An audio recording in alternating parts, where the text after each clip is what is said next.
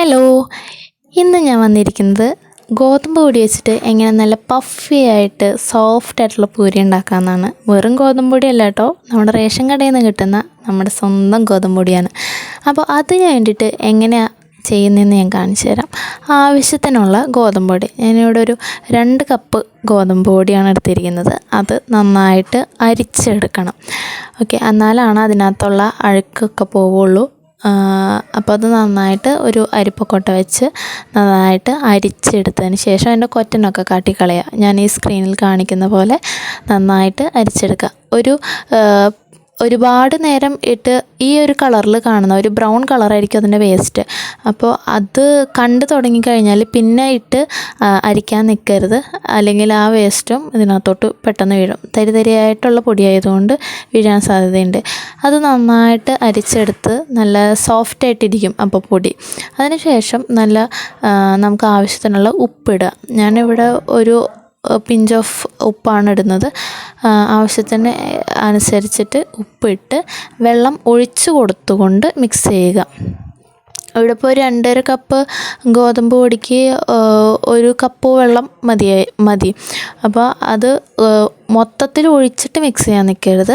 കുറേശ്ശെ ഒഴിച്ച് നമ്മൾ പുട്ടിനുള്ള ഒരു പരുവില്ലേ, ആ പൊടിയുടെ പരുവത്തിലാക്കിയെടുക്കുക. അതിന് ശേഷം വീണ്ടും കുറച്ചൊഴിച്ച് കുഴച്ചുകൊണ്ടിരിക്കുക. അങ്ങനെ ആണ് ഈ പൂരിക്കുള്ള മാവ് നല്ല സോഫ്റ്റായിട്ട് കിട്ടാൻ വേണ്ടിയിട്ട് കുഴച്ചെടുക്കേണ്ടത്. അതിൻ്റെ ഒപ്പം തന്നെ ഒരു കുറച്ച് ഓയിലോ അല്ലെങ്കിൽ നെയ്യോ ചേർക്കുകയാണെങ്കിൽ നല്ലതായിരിക്കും. 1 സ്പൂൺ നെയ്യും കൂടി ചേർത്തിട്ട് നന്നായിട്ട് കുഴച്ചെടുക്കുകയാണെങ്കിൽ നല്ല സോഫ്റ്റായിട്ട് കിട്ടും.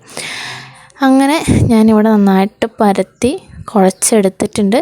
അതിന് ശേഷം കുറച്ച് നേരം ഒരു അരമണിക്കൂറോളം ഒന്ന് എടുത്ത് വയ്ക്കുക.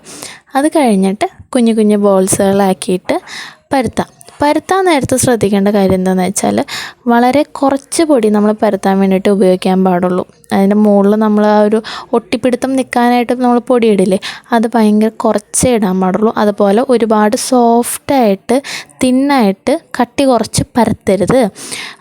അങ്ങനെ പരത്തി കഴിഞ്ഞാൽ ഒന്ന് ഒട്ടിപ്പിടിക്കും. പിന്നെ എന്താണെന്ന് വെച്ചാൽ ഇത്രയും നമുക്ക് വീർത്ത് കിട്ടില്ല.